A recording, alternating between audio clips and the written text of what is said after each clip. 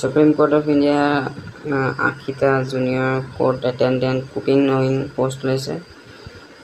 Last date 12 September. পোষ্টটোৰ নাম junior court attendant. 80টা পোষ্ট লৈছে।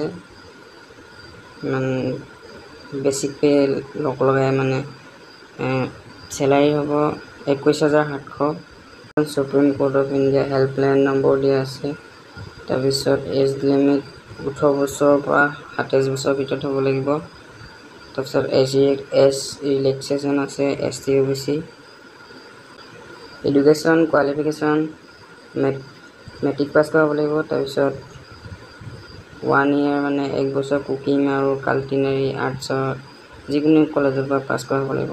ডিপ্ল'মা 1 বছৰ ফুল টাইম ডিপ্ল'মা আৰু এক্সপিৰিয়েঞ্চ কৰিছে 3 বছৰ কুকিং এক্সপিৰিয়েঞ্চ থাকিব লাগিব হোটেল ৰেষ্টুৰেণ্ট য'ত হ'লেও।